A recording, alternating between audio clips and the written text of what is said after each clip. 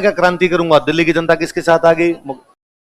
जब उधर आपके नाना साहब ने कहा क्रांति करूंगा, तो जनता किसके साथ आ गई? अंग्रेजों ने कहा यार हमने जनता को तो परेशान ही नहीं किया, हमने परेशान राजा को किया, तो जनता राजा के पक्ष में कैसे आ गई? ये रिश्ता क्या कहलाता है? तो अंग्रेजों को पता चला कि यार यहाँ राजा और जनता की बॉन्डिंग बड़ी शानदार है, पीढ़ियों पीढ़ियों से जनता और राजा के बीच में एक रिलेशन है, इसलिए जनता कभी नहीं चाहती कि उनके राजा को कोई भी परेशान करे, और यदि आपने परेशान किया तो जनता आपसे नाराज है। इसलिए जहां जहां राजाओं ने क्रांति की वहां वहां जनता किसके साथ में आ गई? राजाओं। और जहां राजाओं ने क्रांति नहीं की वहां जनता ने भी नहीं की, वहां पे जनता राजा के पक्ष के अंदर बैठी रही। ज्यादातर जगह का हाल ये रहा। तो अंग्रेजों ने कहा कि इसका कारण क्या है? तो इसका कारण यह है कि साहब जनता का राजा की भाषा एक जैसी है, जनता की राजा की वेशभूषा एक जैसी है, जनता की राजा की खान पान एक जैसा है, जनता का राजा का खेल कूद एक जैसा है, सब एक जैसे हैं। इसलिए जनता कभी भी अपने को राजा से अलग महसूस ही, जनता को लगता है हमारा ही बंदा है। राजा जनता से मिलने चला जाता है, मिलने चला जाता है तो वही धूल में जनता बैठी रहती है, धूल में राजा बैठ जाता है। फर्क इतना है कि राजा चेयर पे बैठ जाता होगा, जनता नीचे बैठ जाती है। राजा भी बाजरे की रोटियां खाता है, जनता भी वही बाजरे की रोटियां खा रही है। राजा वाले में थोड़ा घी ज्यादा हो सकता है, जनता वाले में थोड़ा कम हो सकता है, इतना ही फर्क है, इसके अलावा ज्यादा फर्क है। वही धोती कुर्ते जनता पहनती है, वही धोती कुर्ते राजा। ये हो सकता है कि जनता के पास में 2 जोड़ी हो और राजा के पास में 20 जोड़ी हो, इससे ज्यादा कोई फर्क ही नहीं। कपड़े एक जैसे, बोली एक जैसी, भाषा एक जैसी, खान पान एक जैसा। तो अंग्रेजों ने कहा बदल दो ये, राजाओं का खान पान, राजाओं की वेशभूषा, राजाओं की बोली पूरी तरीके से क्या कर दी जाए? चेंज। और जब चेंज हो जाएगी तो राजा और जनता के बीच की बॉन्डिंग क्या हो जाएगी? टूट जाएगी। कैसे चेंज किया जाए इस सबको? तो चेंज करने का सबसे अच्छा माध्यम है एजुकेशन। क्या है? राजाओं का एजुकेशन अलग, जनता का एजुकेशन सिस्टम अलग। तो राजाओं का जब एजुकेशन सिस्टम अलग होगा तो राजा अलग प्रकार से पढ़ेंगे, फिर वो अलग प्रकार से बिहेव करेंगे, अलग प्रकार से रिएक्ट करेंगे। ऐसा अंग्रेज था जो ये प्लान देता है, तो उस अंग्रेज का नाम था वोल्टर। क्या नाम था? वोल्टर नाम का अंग्रेज था। उसने 1869 में प्लान दिया था। कब प्लान देता वही? और तब वो कहता है कि राजा महाराजाओं के बच्चों के लिए अलग स्कूल होने चाहिए, अलग कॉलेज होने चाहिए, उनको जनता के साथ पढ़ाओ ही मत, अलग प्रकार से पढ़ाओ उनको। इसलिए राजस्थान के अंदर ऐसा पहला कॉलेज बनाया गया था 1875 में, मेयो। कौन सा कॉलेज बनाया गया? अजमेर में। कहां बनाया गया? तो अब कोई पूछेगा कि मेयो कॉलेज की स्थापना कहां की गई थी? अजमेर। कब की गई थी? कौन से प्लान के तहत? वोल्टर प्लान कब दिया गया? प्लान क्या कहता है कि राजा महाराजाओं के बच्चों के लिए अलग स्कूल होने चाहिए, अलग ही कॉलेज। क्यों? ताकि राजा और जनता की जो बॉन्डिंग है उसको क्या किया जा सके? समा। लिखो, राजा तथा जनता के आपसी संपर्क को तोड़ने के लिए, to break internal connection between या internal bonding between king and public, राजा तथा जनता के आपसी संपर्क को तोड़ने के लिए, to break internal bonding between king and public, राजा तथा जनता के आपसी संपर्क को तोड़ने के लिए, to break internal bonding between king and public,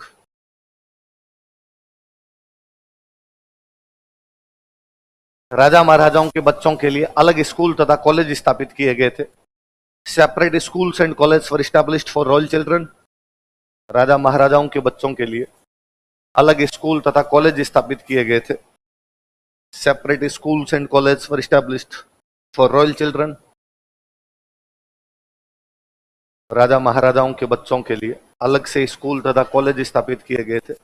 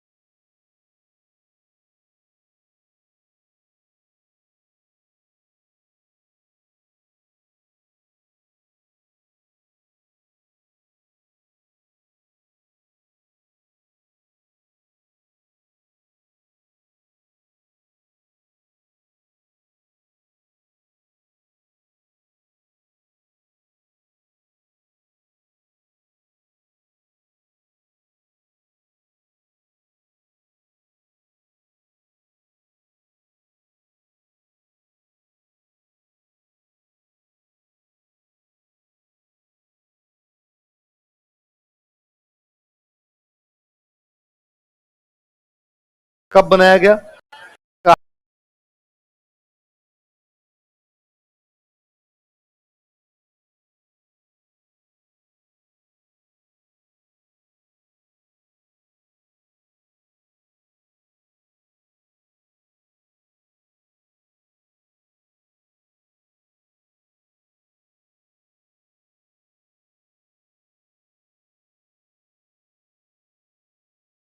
उनकी भाषा वही थी, देसी भाषा जो जनता बोलती थी। अब उनकी भाषा कैसी हो गई? इंग्लिश। अब वो जनता के भी धूल में जाके नहीं बैठते थे, क्योंकि उनको धूल से एलर्जी थी, डस्ट से एलर्जी होने लगी उनको। अब उनके गेम अलग हो गए। पहले उनके गेम भी क्या थे? ये चौपड़ पासे खेलते अपने यहाँ पे, तो चौपड़ पासे खेल लिए, या कोई मारदड़ी घुतादड़ी टाइप के ऐसे गेम थे वो खेल लिए। अब राजा कहता कि नहीं, अब मैं खेलूंगा क्रिकेट। क्या खेलूंगा? गोल्फ, पोलो, शूटिंग, ये चारों राजाओं के गेम है। क्रिकेट भारत में केवल राजा खेलते थे, क्योंकि महंगा गेम है, निकम्मे लोगों का गेम है, जिनके कोई काम नहीं है वो क्रिकेट खेले। 6 दिन का मैच होता, 6 दिन वही दे सकता जिसको और कोई काम नहीं है, कमाने दमाने का कोई भी नहीं काम है, कि ठीक है आपने कमाई पड़ी है, आराम से अपने जाके क्रिकेट ही खेलनी है। इसलिए क्रिकेट पूरी तरीके से किसका गेम था? राजाओं का। ये तो क्रिकेट को तो जनता का गेम ही वेस्ट इंडीज वालों ने बनाया। ये जब खेलने लगे ना सारे, तब वो थोड़ा यूं थोड़ा जनता टाइप का सा गेम हुआ। बाकी तो राजा महाराजा खेलते। इसलिए क्रिकेट में बाकायदा बाउंड्री पे कोई फील्डिंग ही नहीं करता था। पहले सिस्टम ये था कि एक बैटिंग करेगा, 2 बैटिंग करेंगे, एक बॉलिंग करेगा, एक कीपर खड़ा है, फील्डर सारे पास में नजदीक नजदीक खड़े रहते। और बैट्समैन को भी था कि तू जोर से शॉट नहीं मारेगा, तो टक करेगा। यदि पास में खड़े ने पकड़ ली तो ठीक है, पीछे नहीं भागेगा वो। राजा भागे थोड़ी बॉल के पीछे। फिर वो बॉल चली जाती, फिर बाउंड्री पर लड़के खड़े रहते, बॉल बॉय। क्या बोलते? बॉल बॉय बॉल फेंकेगा। फील्डिंग वील्डिंग नहीं है। राजा यूं भागता हुआ डाइव मारता हुआ कपड़े खराब हो जाए तो राजा का इनसे कोई भी लेना देना नहीं था। गोल्फ, गोल्फ खेलने के लिए कितना बड़ा मैदान चाहिए, जनता के पास कहां से आएगा? पोलो खेलने के लिए आपके पास घोड़े चाहिए, जनता के पास कहां से आएंगे? शूटिंग करने के लिए आपके पास बंदूक चाहिए, जनता के पास कहां से आएगी? ये सारे के सारे गेम किसके थे? इसलिए राजाओं का गेम था क्रिकेट, मजदूरों का गेम था फुटबॉल। मजदूरों का गेम कौन सा था? कुछ ही नहीं लगता, एक बॉल चाहिए। इसलिए यूरोप में कोयले की खदानों के अंदर जो मजदूर काम करते, दिन भर थके रहते, इसलिए शाम को वो अपना मनोरंजन करने के लिए छोटा गेम 1.5 घंटे में खत्म, और वो खेला करते, फुटबॉल खेला करते। बस एक बॉल बनाई, अपने हाथों से कपड़े कपड़े डाल के बना ली, और उसको इधर से उधर मारा करते। और उसमें भागना पड़ता है, दमखम की आवश्यकता होती है, वो फिर मजदूर में ही। इसलिए आज भी फुटबॉल है वो दमखम वाला सा गेम है, कि नहीं भाई उसके अंदर यूं भागना पड़ता है लगातार, आपको 1.5 घंटे तक इधर से उधर होना पड़ेगा। क्रिकेट के अंदर इतनी भागादौड़ी करने वाली दिक्कत है, आप फील्डिंग करने चले गए, वहां बॉल आएगी तो ठीक है, नहीं आई तो खड़े, तो ज्यादा अपने पंगा लोड लेने की आवश्यकता नहीं है। तो ये तो मैंने दिन बताया था ना, एक तो फुटबॉल और एक जींस। जींस का नहीं बताया था कि मैंने? जींस है ये कोयले के मजदूरों की ड्रेस थी। कि कोयले की खदान में जो मजदूर काम करते थे, उनके लिए ऐसे कपड़े चाहिए थे जो कपड़े फटे नहीं और जिनको धोना ना पड़े। जींस में दोनों क्वालिटी है। 2 महीने तक ही नहीं धो तो खराब नहीं दिखती, उल्टा अपने कहते धोने से खराब दिखती है। ये सर मैली होती है, ज्यादा सुंदर लगती है बाद में, और धोनी नहीं पड़ेगी आपको और फटेगी नहीं। तो कोयले की खदानों में जो मजदूर काम करते थे उनके लिए जींस थी। इसलिए आज भी पूरी दुनिया में जींस केवल मजदूर पहनते हैं। आप जब आरएस लग जाओगे तो आपको जींस नहीं पहनने दी जाएगी, बैन करेंगे आपको कि आप जींस नहीं पहन सकते। और कभी किसी बड़े अधिकारी से मिलने के जींस पहन के चलेगा ना तो नौकरी से हटा देगा। इसलिए जब नौकरियों ऑफिसर जीते भी होते हैं वो फॉर्मल पहनते हैं, तो इसलिए कि भाई जींस मजदूरों की ड्रेस है, तो मेरे जैसे मजदूर पहन के आए कि भाई ऐसे कपड़ों की आवश्यकता है जो जल्दी से फटे। ऑफिसर जो है उनको इस प्रकार के कपड़े पहनने की आवश्यकता। तो ये जनता के और राजा के बीच में कॉन्टेक्ट तोड़ने के लिए एजुकेशन सिस्टम ही पूरा चेंज कर दिया गया। एजुकेशन सिस्टम चेंज होगा तो फिर जनता और राजा के बीच में ज्यादा बॉन्डिंग। पहले जनता भी वही अपने देसी ठर्रा धोला मारू पिया करती, राजा भी वही पिया करता। अब राजा ब्रिटेन जाके तो उसने स्कॉच पीनी शुरू की, उसे लगा ये मीठी ठीक रहती है थोड़ी, अपने वाले में कंठ बढ़ जाते हैं आदमी के। तो पर इसका एक पॉजिटिव पक्ष ये हुआ कि राजा महाराजा जब पढ़े, जब वो इंग्लैंड गए तो उनके समझ में यार पढ़ाई की कितनी वैल्यू है, इसलिए उन्होंने स्कूल खोलने शुरू किए। राजस्थान के अंदर बाकी स्कूल कॉलेज खोले गए। अपने जितने कॉलेज है ना बड़े बड़े राजस्थान के, ये सारे राजाओं ने खोल दिए थे। इवन आपने राजस्थान यूनिवर्सिटी तक राजाओं की बनाई हुई है, यूनिवर्सिटी राजा बना गए थे। महाराजा कॉलेज तो बहुत पहले खोल लिया था, 57 की क्रांति के थोड़े दिन बाद में महाराजा कॉलेज खोल दिया था आपने। तो कई जगह, सब जगह जितने आप जिस किसी शहर से हैं और वहां पर यदि पुराना कॉलेज है, इसका मतलब किसके टाइम में बना हुआ है? राजाओं के टाइम का बना। तो राजस्थान में शिक्षा व्यवस्था को बढ़ावा मिला, और जब शिक्षा आई तो शिक्षा की वजह से मध्यम वर्ग उत्पन्न हुआ। क्या उत्पन्न हुआ? आप लिखो, मैं समझाता हूं।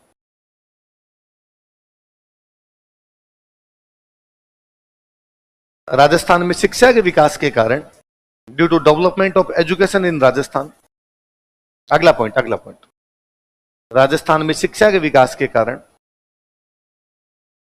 राजस्थान में शिक्षा के विकास के कारण, due to development of education of Rajasthan, समाज में मध्यम वर्ग का उदय हुआ। Middle class was evolved in society, समाज में मध्यम वर्ग का उदय हुआ। Middle class was evolved in society, समाज में मध्यम वर्ग का उदय हुआ। Middle class was evolved in society. जिसने आगामी राष्ट्रीय आंदोलन को नेतृत्व प्रदान किया, जिसने आगामी राष्ट्रीय आंदोलन को नेतृत्व प्रदान किया।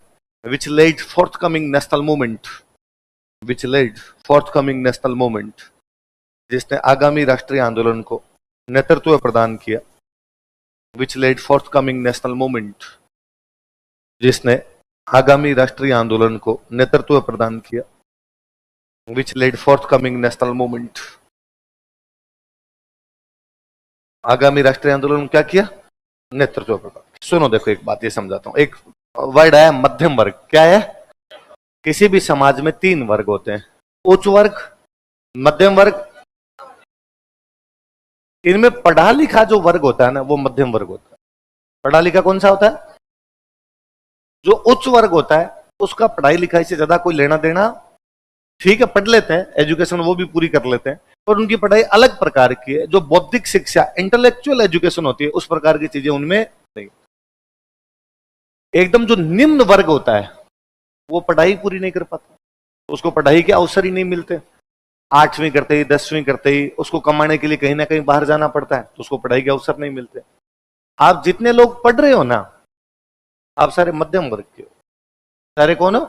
हम ये कह सकते हैं कि हम में से कोई निम्न मध्यम वर्ग का है, कोई उच्च मध्यम वर्ग का है। मध्यम वर्ग में थोड़ा बहुत ऊपर नीचे कर लो, बाकी हम सारे कौन है? क्योंकि मैं सोचता हूं कि यार, मैं जब 5वीं क्लास में पढ़ता था, 5वीं तक जब गांव के अंदर पढ़ता था, मेरे साथ में 22-23 बच्चे पढ़ते थे। हम में से कितने लोगों ने 10th की, हम में से कितने लोगों ने ग्रेजुएशन की, हम में से कितने लोगों ने पोस्ट ग्रेजुएशन की? वो जब मैं आंकड़ा निकालता हूं तो मुझे लगता है हम यदि 23 लोग थे 5वीं क्लास में, तो उन 23 में से 15 तो 5वीं के बाद ही छोड़ गए थे, क्योंकि उनकी गांव में आर्थिक स्थिति इतनी अच्छी नहीं थी कि 5वीं के बाद जब गांव की स्कूल खत्म होगी तो शहर में पढ़ने के लिए भेजे। उनको लगता था नहीं यार, खेत में काम कर लेंगे, कहीं फैक्ट्री में काम करते हैं, कहीं ट्रैक्टर चला लेंगे किसी का, तो कम से कम घर वालों को कुछ ना कुछ तो कमा के देंगे। जो हम 7-8 लोग आगे गए होंगे, 5वीं के बाद पढ़ने के लिए गए होंगे, उनमें से 3-4 8वीं के बाद छोड़ गए। उनको लगा नहीं, अपने पढ़ाई में इतने अच्छे नहीं है, इससे अच्छा किसी बाड़िए की दुकान पे काम करते हैं, महीने के 5,000 तो कमा के लाएंगे। 1-2 कोई 10th के बाद छोड़ गए थे। मुश्किल से कोई हम 1-2 लोग रहे होंगे जिन्होंने ग्रेजुएशन या पोस्ट ग्रेजुएशन की होगी, कारण कि लोगों की आर्थिक स्थितियां इतनी अच्छी नहीं होती, उनको छोड़ने ही पड़ते हैं। तो जो लोग पढ़ रहे हैं, आप में से एक भी निम्न वर्ग का नहीं है। निम्न वर्ग को पढ़ाई के अवसर ही नहीं मिलते। ये मध्यम वर्ग ही हम मध्यम वर्ग में ऊपर नीचे जरूर हो सकता है, बाकी मध्यम वर्ग को पढ़ाई के अवसर मिलते हैं। मध्यम वर्ग को पढ़ाई के अवसर मिलते हैं तो वो इस प्रकार की पढ़ाई करता है जिसमें दिमाग की सोचने समझने की क्षमताएं बढ़े। ये आरएस की तैयारी, आईएएस की तैयारी, पोस्ट ग्रेजुएशन, पीएचडी, इस प्रकार की सारी चीजें जो है। इसलिए आप कभी नहीं देखेंगे कि मुकेश अंबानी का बेटा आईएएस का फॉर्म भर रहा हो। आपको लगता है वो कहता होगा यार आरएस की वैकेंसी 3 साल में एक बार आती है, पहले इस पे फोकस कर लेता हूँ, आईएएस अगली बार दूंगा, है या सिलेबस क्या, इस प्रकार की बात वो लोग करते होंगे? या एकदम जो निम्न वर्ग है गांव के अंदर, उनके बच्चे, वो जब बीए नहीं की उसने, तो वो पढ़ाई कहां से कर लेगा? आरएस कहां से कर लेगा? और यदि किसी ने कर ली तो उसको लगता है कि नहीं यार, एक बार जैसे तैसे करके कोई दूसरी नौकरी लग जाए अपने, एक बार ये बात के अंदर देख लेंगे, क्योंकि उसके पास उतने अवसर नहीं है जितने आप बाकी लोगों को मिलते हैं। मध्यम वर्ग वो होता है जो पढ़ता है, जब पढ़ता है तो उसका दिमाग डेवलप होता है, दिमाग डेवलप होता है तो आज दिन तक दुनिया की सारी क्रांतियां, दुनिया के सारे आविष्कार, दुनिया की सारी खोज केवल मध्यम वर्ग ने की है। किसने की है? मैं तो कहता हूं इंडिया का नेशनल मूवमेंट उठा के देख लो, 57 की क्रांति के फेल होने का सबसे बड़ा कारण यह है कि 57 की क्रांति के नेता उच्च वर्ग के लोग थे। कहां के लोग थे? इसलिए दिमाग ज्यादा लगा नहीं पाए। बहादुर शाह जफर और नाना साहब टाइप के लोगों के अंदर इतना भी वो नहीं था कि समाज को नेतृत्व दे पाते। 57 की क्रांति जब फेल हो गई तो हमारे लोगों की एक बात समझ में आई कि उच्च वर्ग के लोगों से पार पड़ने वाली, इसलिए अगला पूरा नेशनल मूवमेंट हमारा मध्यम वर्ग द्वारा चलाया गया। आप नोटिस कीजिए कि महात्मा गांधी किसी राजा के बेटे हैं? क्या महात्मा गांधी एकदम गरीबड़े हैं? क्या जवाहरलाल नेहरू किसी राजा के बेटे थे? क्या वो एकदम गरीब थे? भगत सिंह किसी राजा के बेटे थे? क्या वो एकदम गरीब थे? वो सारे के सारे कैसे लोग हैं? उनमें दिमाग था, उनमें अलग अलग तरीके थे। कि गांधी जी को नया तरीका आ रहा था कि यार अंग्रेजों के कानूनों में क्या क्या कमियां, इन कानूनों की धज्जियां उड़ा दो। सविनय अवज्ञा आंदोलन, कौन सा आंदोलन? अवज्ञा, आज्ञा नहीं माननी, अंग्रेजों की आज्ञा नहीं मानेंगे। सरकार की आज्ञा नहीं मानने का मतलब होता है सरकार जेल में डाल देगी। पर गांधी जी ने कहा हम सविनय तरीके से नहीं मानेंगे। कैसे नहीं मानेंगे? विनय पूर्वक, शांति से नहीं मानेंगे। तो ज्यादा से ज्यादा सरकार क्या कर सकती है? जेल में डाल सकती है। जेल में कितने दिन रखेगी? 2 महीने 4 महीने, वापस निकालेगी, वापस करेंगे हम। वरना 57 की क्रांति वाला उनका नहीं, हम तो लठ लेके सामने आएंगे। लठ लेके सामने अंग्रेजों ने फांसी लगा दी, खेल ही खत्म कर दिया। गांधी में ये दिमाग था क्योंकि गांधी पढ़े लिखे व्यक्ति है। तो समाज में जब भी मध्यम वर्ग होता है वो समाज आगे जाता है। जिस समाज में मध्यम वर्ग नहीं होता है वो समाज कभी भी आगे। मैं तो हमेशा कहता समाज सुधार देख लो। भारत में समाज सुधार करने वाले लोग कौन थे? राजा राम मोहन राय। उनके नाम क्या कि राजा है, बाकी वो राजा नहीं थे। स्वामी दयानंद सरस्वती, केशव चंद्र सेन, हरविलास शारदा, जितने सारे लोग हैं ये सारे सारे पढ़े लिखे लोग हैं। इनमें ना तो कोई एकदम गरीब सा है, ना इनके अंदर कोई राजा है। पढ़े लिखे। राजा राम मोहन राय को 28 भाषाएं आती थी। ये तो पढ़े लिखे आदमी रहे होंगे यार। वो तो वो पढ़े लिखे थे तो वो जानते थे कि यार कौन सा कानून कैसे बनवाना है, क्या करना है, उसके लिए प्रयास किए उन्होंने। फिर दूसरी बात, हमेशा सुधार की गुंजाइश मध्यम वर्ग में ही होती है। उच्च वर्ग में, निम्न वर्ग में सुधार की गुंजाइश से भी नहीं होती। मैं एक सिंपल सा एग्जाम्पल हमेशा देता हूँ यार, पर्दा प्रथा, घूंघट। क्या आप इमेजिन नहीं कर सकते हैं कि मुकेश अंबानी की लुगाई घूंघट रखती होगी? कि नीता अंबानी, नरेंद्र मोदी कभी घर जाते होंगे, मोदी जी तो कहते होंगे लो जेठ जी आगे, जेठ जी आगे। या मोदी जी उनके घर जाने से पहले कहते होंगे नहीं, मिस कॉल नहीं देते ना ऐसे। उल्टा ये है कि नरेंद्र मोदी जाके नीता अंबानी से हाथ मिलाते होंगे। नीता अंबानी कहते हाय नरेंद्र, कई दिनों बाद है इस बार। एकदम जो निम्न वर्ग है उनकी महिलाएं घूंघट नहीं रखती। एक बेचारी महिला को किसी फैक्ट्री में काम करना पड़ता है, 100 पुरुषों के साथ में, घूंघट रखेगी तो भूखी मर जाएगी। किसी खेत में जाके काम करना पड़ता है तो कहां से घूंघट रख लेगी? आपकी मेरी मम्मियां रख रही है क्योंकि हम मध्यम वर्ग के हैं, हमारी पार पड़ रही है, इसलिए मम्मी घर के अंदर रह सकती है और घूंघट रख सकती है। खेत में कहीं काम करने जाना पड़े या किसी की फैक्ट्री में काम करने जाना पड़े तो घूंघट बंद करने पड़े। इसलिए सुधार की गुंजाइश होती भी मध्यम वर्ग में है, इसलिए उसके लिए प्रयास भी कौन करता है? मध्यम वर्ग ही करता है। ये तो क्या, भारत में लोचा दूसरा है जी। भारत में किसी भी आदमी को महान बताना हो तो उसको गरीब बताना पड़ता है। जब तक आप किसी आदमी को गरीब नहीं बताओगे उसको महान नहीं बता सकते। इसलिए फिर भारत में लिखा आता है महात्मा गांधी का जन्म एक सामान्य परिवार में हुआ था। अरे चाहे सामान्य परिवार में हुआ था, आज से 3 पीढ़ी पहले वो पढ़ने के लिए लंदन गए थे। पढ़ने के लिए कहां गए थे? सुभाष चंद्र बोस का जन्म एक सामान्य परिवार में हुआ था। आईएएस थे वो। सामान्य आप हो, मैं आपको कहता हूं आईएएस एग्जाम दिला सर आईएएस सोचते ही नहीं हो, बनना तो बहुत दूर की बात है। एक बार सर छोटा मोटा लग जाए, तैयारी करने आते हो आरएस की, एग्जाम थोड़े दिनों बाद दूसरे दोगे, वहां पर भी अपने कहीं ना कहीं समझौता कर लेंगे, है ना? क्योंकि अपनी भाई उतना सोच ही नहीं पा रहे हैं अपने आप के अंदर। वो लोग सोच पा रहे थे उस समय का, ज्यादा अच्छा मध्यम वर्ग था वो। अपने अभी तक मध्यम वर्ग में भी नहीं पहुंच पाए, निम्न मध्यम वर्ग में, थोड़े मध्यम वर्ग में चले जाएंगे। नौकरी पैसा जो भी होते हैं ना, ये सारे मध्यम वर्ग के लोग होते हैं। नौकरी पैसा जो भी है वो कौन है? उनके पास इतना पैसा भी नहीं होता कि बैठे बैठे खा ले, भूख भी नहीं मरते, महीने भर का जुगाड़ उनके पास में होता है। ये सारे के सारे मध्यम वर्ग के लोग हैं। पर अपने भारत में वही कि हर आदमी को गरीबड़ा सा बताना, गरीबड़ा सा बता के बाद में उसकी तारीफ करनी। कि लाल बहादुर शास्त्री का जन्म एक गरीब परिवार में हुआ था। अरे यार, उन्होंने उस टाइम में शास्त्री की डिग्री ले ली थी। शास्त्री जाति नहीं है उनकी, डिग्री है शास्त्री। ये बीएड होती है, बीएड, वैसे यूपी में बीएड को शास्त्री बोलते हैं। उस टाइम बीएड कर गए थे यार, इसका मतलब उस टाइम वो पढ़ रहे थे। उस टाइम उनको पढ़ाई के अवसर थे कि वो बीए बीएड कर सकते हैं। बीए बीएड कर सकते हैं, इसका मतलब घर वाले अफोर्ड कर रहे हैं, क्या है कि गरीब है। फिर कोई कहता नहीं सर, वो नदी तैर कर पार करते थे, उड़ के कौन करता है? पूरी की पूरी दुनिया कैसे पार करती है? या तो तैर के या नाव से, क्योंकि बच्चे रहे होंगे, पूरा गांव ही तैर के पार करता होगा, बच्चे बच्चे तो वो भी चले जाते होंगे। रही नहीं होगी नाव, छोटी नदी रही होगी तो पार करनी पड़ती होगी, वैसे तो वैसे कर लेते हो। वो लालटेन की रोशनी में पढ़ते थे, किसके लाइटें थी भाई। मैं जिस गांव के अंदर रहा हूं, पापा टीचर है तो पापा की पोस्टिंग पाकिस्तान बॉर्डर पे रही, उधर बीकानेर। 2004 तक उस गांव में ना तो लाइट थी, 2004 तक उस गांव में सड़क नहीं थी। 2004 तक वो लालटेन की रोशनी में पड़े हुए। या सौर लाइट हुआ करती थी, ये सौर लाइट तब आ गई थी हमारे उधर, और ये सौर लाइट जल जाया करती थी, इसमें पढ़ते थे। 2004 तक सड़क नहीं थी, इसलिए बस में चढ़ना होता, 3 किलोमीटर दूर जाते। और हमें कभी नहीं लगा कि हम गरीब हैं, क्योंकि पूरा गांव ही जब पैदल जा रहा है, आप ही पैदल जा रहे हो। मैं वेरी 6th क्लास के अंदर मुझे याद है कि हम वहां पे 3 किलोमीटर दूर चढ़ने जाया करते। 7 बजे की स्कूल होती तो स्कूल बस थी, वो सुबह 5:30 चलती, तो हम घर से 4:45 रवाना हो जाते कि 4 किलोमीटर पैदल जाना है टिब्बों के ऊपर से। और कभी यूं नहीं हुआ कि ये दुख की बात है, मजे आते हैं, घसीटते इधर जा रहे हैं। आते टाइम जरूर यूं लगता कि यार 2-2:30 बजे की एकदम उस तावड़े के अंदर और वापस आना पड़ता। पर जब सारे आ रहे हैं, आप भी आ रहे हो, तो उसके अंदर कोई बड़ी बात नहीं है अपने। अब मैं कल को ये कहूं कि मेरा बचपन बहुत गरीब परिवार के अंदर बीता था, नहीं भाई, पापा के महीने की मैंने तनख्वाह जाया करती थी। गरीब परिवार जो होते हैं उनके शाम को खाते हैं, सुबह का जुगाड़ नहीं होता है। और सुबह खाते हैं तो दिन में मजदूरी करोगे तो शाम को आएगा, वरना शाम को मिलेगा। आप गरीब कैसे बता सकते हो? फिर गरीबी हमेशा सापेक्ष है। मुकेश अंबानी के बेटों को भी लगता होगा कि पापा केवल 25 गाड़ी है अपने पास, तो बिल गेट्स को देखो, उनके पास तो 50 गाड़ियां हैं। इसका मतलब मुकेश अंबानी किसी की तुलना में तो गरीब है। तो हर व्यक्ति किसी दूसरे की तुलना में क्या है?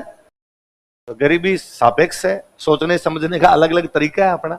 मुझे याद है, मैं 12th क्लास के अंदर था, तो हमारे हिंदी की मैम आया करते, बहुत भले पोलाइट सज्जन मैम एकदम। और एक दिन क्लास के अंदर उन मैम ने आके कहा कि भाई मैं तुम्हें हिंदी की एक्स्ट्रा क्लास लूंगी। क्यों मैम? क्योंकि तुम साइंस के जो बच्चे हो, और साइंस के बच्चे हिंदी इंग्लिश पढ़ते नहीं हो, इसलिए तुम्हारे उधर साइंस में तो नंबर आ जाते हैं, हिंदी इंग्लिश में नंबर नहीं आते। और पूरी क्लास ने एकदम तालियां थपथपाई, वेरी गुड वेरी गुड, ठीक है। जैसे क्लास खत्म हुई, हम 3 लड़के, एक मैं, 2 दोस्त और थे गंगानगर साइड के, हम तीनों मैम के पास गए। मैम को जाके, मैम थैंक यू, आपका डिसीजन बहुत अच्छा है, आपको एक्स्ट्रा क्लास लेनी चाहिए, आप बच्चों का कितना ध्यान रखते हो, पर मैम हम एक्स्ट्रा क्लास के अंदर नहीं बैठ पाएंगे। क्यों? तुम क्यों नहीं बैठ पाओगे? हिंदी ज्यादा आती है तुम्हें? हमने कहा नहीं मैम, हालांकि ये बात भी है कि हिंदी थोड़ी ज्यादा ही आती है, नंबर ठीक ही आ जाते हैं हमारे, पर यदि आप पढ़ाओगे तो हमें भी पता है हमारे 5 नंबर बढ़ जाएंगे। पर मैम कारण दूसरा है। क्या कारण है? कि मैम क्लास की छुट्टी होती है 1:30 बजे, हम सुबह 7 बजे आते हैं भूखे, 1:30 बजे जाने के बाद घर पे खाना बनाते हैं, खुद खाना बनाते हैं, फिर खाना बना के खाते हैं, तब तक हमें 2:30-3 बज जाते हैं। यदि आप ये क्लास 1 घंटे बढ़ा दोगे तो हम खाना खाएंगे तब 4 बज जाएंगे। सुबह वाला खाना 4 बजे मिलेगा, मैम आंतड़ी बाहर आ जाएगी। तो हमने जैसे ही कहा कि हम खाना खुद बनाते हैं, मैम ने हाथों हाथ हमारी तरफ देखकर कहा खाना बनाते हो तुम? जी मैम। तुम्हें खाना बनाना आता है? जी मैम। कब से बनाते हो? 1999। तब से यही काम है हमारा, और बहुत अच्छा खाना बना लेते हैं हम। और मैम ने कहा अरे तुम्हारे मम्मी पापा वो 150 किलोमीटर दूर रहते हैं। मैम क्लास में हम तीनों को लेके आके पूरी क्लास को कहा कि देखो मैं तुम्हारी क्लास लेना चाहती थी, मैं चाहती थी कि तुम्हारी हिंदी की एक्स्ट्रा क्लास लो, पर इन कुछ गरीब बच्चों के कारण, और हमने भी मुंह ऐसा बनाया गरीबी टप के, यूं लग रहा था बस यूं कपड़ों से बाहर नागे खड़े हैं बापड़े। मैं आपकी क्लास नहीं ले पाऊंगी। पूरी क्लास हमें गालियां निकाले, इन गरीबों के कारण क्लास नहीं हुई। हम भी कहेंगे हाँ गरीब हैं गरीब हैं। इसका मतलब मैडम के लिए गरीब वो है जो खाना खुद बनाता है। मैं कई बार अब सोचता हूं, तब तो टाबर थे, बात हो आके रह गई। अब मैं उस बात को सोचता हूं कि यार मैं जिस स्कूल में पढ़ रहा था ना, उसकी फीस उस टाइम सबसे अधिक थी। उस क्षेत्र में सबसे अधिक फीस वाली वो स्कूल थी। मेरा भाई एक दूसरे कस्बे में पढ़ता था, मैं अलग कस्बे में पढ़ता था। और मेरे पापा मंथली हम दोनों भाइयों को मिला के पढ़ाई की फीस, हमारे रहने की फीस 10,000 रुपए दोनों को भेजते थे। तो उसके पढ़ाई के लगते होंगे 1,000-1,500 रुपए महीने के, मेरे कोई 2,000 रुपए लगते होंगे, 3-3,500 हमारे कोई फीस लगती होगी। फिर हम दोनों वहां रहते थे तो कोई 2-2 हजार हम खर्च करते होंगे, 2-2, 3-3 हजार। तो ले दे के 10,000 का जुगाड़ हम करते ही थे। पापा का 10,000 रुपए हम दोनों को भेजते थे। मैं सोचता हूँ यार मेरे पापा इतना अफोर्ड कर पा रहे हैं कि 10,000 रुपए अपने बच्चों की शिक्षा पर दे रहे हैं एक महीने के। मैं आपको गारंटी के साथ कहता हूं कि उन मैम की तनख्वाह महीने की 10,000 नहीं थी। प्राइवेट स्कूल वाले मरे 10,000 नहीं थे। लेकिन फिर भी मैम की नजर में गरीब वो है जो खाना बनाता है, क्योंकि गरीबी सापेक्ष है। गरीबी अलग अलग प्रकार की है। इसलिए आप भी कभी खुद को गरीब मत बताया करो। आप गरीब नहीं है क्योंकि आप पढ़ाई अफोर्ड कर पा रहे हैं। जो गरीब होता है वो पढ़ाई को अफोर्ड नहीं कर पाता। गरीब हाँ,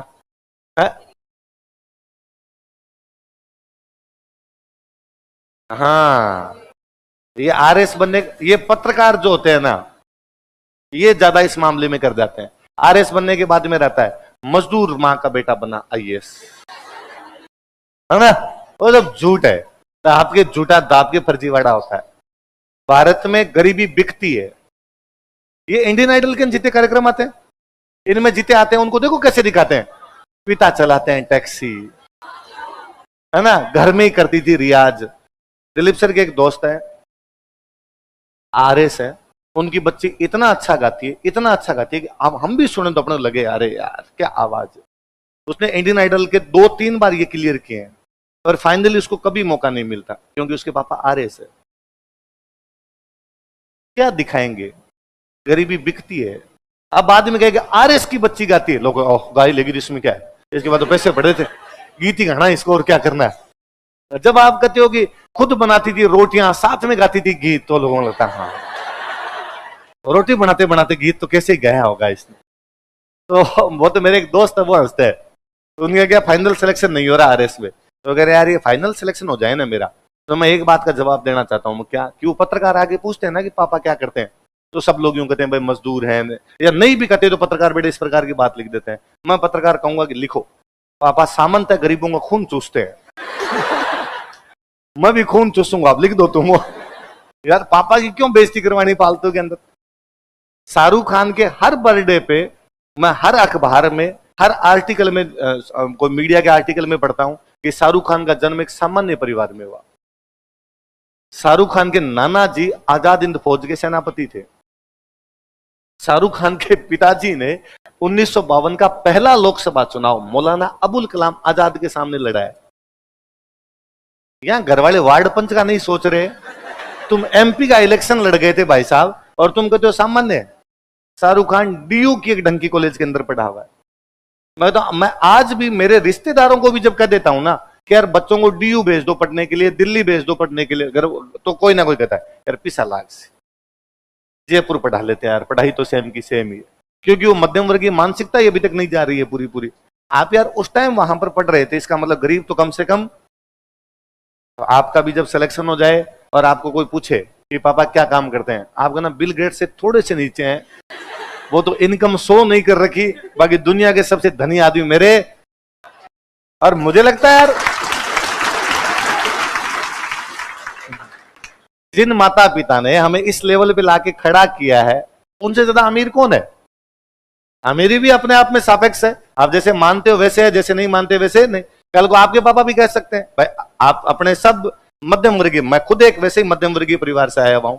सोचने को यह भी था कि पापा सोच लेते यार क्या करेगा आरएस तैयारी करके, कोई दूसरी तैयारी कर ले, यहीं पे रह जा, क्योंकि पैसे तो उतने लिमिटेड ही थे।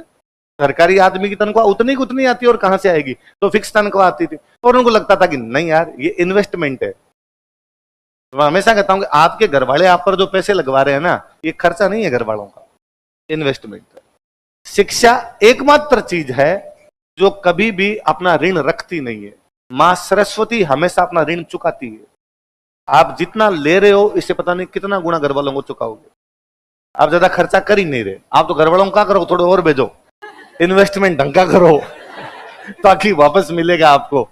क्योंकि ये पढ़ाई की भी कहीं ना कहीं काम आएगी। नौकरी लगोगे तो काम आएगी, मैं कहता हूं नौकरी नहीं लगोगे तो भी काम आएगी। पढ़ाई कभी अड़ी नहीं जाती यदि आप पढ़ लो तो। ये बात अलग है कि इन्वेस्टमेंट करवा के पढ़ाई नहीं की हो। यदि पढ़ लिया तो कहीं ना कुछ वो आपको पे करेगी, किसी ना किसी रूप के अंदर आपके सामने आ जाएगी, कमाई आ जाएगी। तो हमेशा समाज में मध्यम वर्ग होना चाहिए, और जब समाज में मध्यम वर्ग होता है तो वो समाज हमेशा ज्यादा आगे बढ़ते हैं। तो ये कहीं हमारे यहाँ देखा गया कि समाज में मध्यम वर्ग आया तो उसने हमारे राष्ट्रीय आंदोलन का क्या किया, मध्यम वर्ग आ गया, इसलिए हमें अब राजा महाराजाओं की तरफ देखने की आवश्यकता, अब मध्यम वर्ग कर। मैं तो और सिंपल सा हमेशा कहता हूं कि अंग्रेजों के टाइम में हिंदू पढ़ने लिखने लग गए थे। हिंदू बहुत जल्दी एजुकेशन के अंदर आ गए थे। हिंदू एजुकेशन के अंदर आ गए इसलिए हिंदू नौकरी लगने लग गए, इसलिए हिंदुओं में मध्यम वर्ग आ गया। मध्यम वर्ग आ गया इसलिए हिंदुओं में समाज सुधार आजादी से पहले हो गए। सती प्रथा बंद हो गई, बाल विवाह के लिए कानून बन गए, विधवाओं की शादी होने लग गई, लड़कियां पढ़ने लग गई। जो बड़े बड़े कानून थे ज्यादातर हो आ गए थे, या संविधान बना, संविधान के अंदर ही बन गए। ये साहब जाति का किसी प्रकार का भेदभाव तो केस है। संविधान सभा में जितने लोग बैठे थे उन्होंने सबने इस बात को माना है कि हाँ यार सही है, इस प्रकार की चीज होनी चाहिए, क्योंकि वो पढ़े लिखे लोग थे। वो समझते थे कि नहीं यार ये समाज सुधार के लिए जरूरी है, होना चाहिए। संविधान के अंदर कानून बना दिया गया कि साहब लड़कियों के लिए और संपत्ति के अधिकार होने चाहिए। लड़की भी अपने पिता की संपत्ति में उतनी अधिकारी है जितने की लड़के हैं, और उस समय सबने साइन किए उस पर, हाँ सही बात है, इस प्रकार के कानून भी होने चाहिए। मुसलमानों में एजुकेशन नहीं आ पाई, इसलिए मध्यम वर्ग नहीं आ पाया, इसलिए समाज सुधार नहीं हो पाया। अब यदि मुसलमानों में समाज सुधार हो रहे हैं, इसका एकमात्र कारण है कि अब एजुकेशन आई है तो धीरे धीरे मध्यम वर्ग है, मध्यम वर्ग है तो वो बात करने लगा है, साहब ये समाज सुधार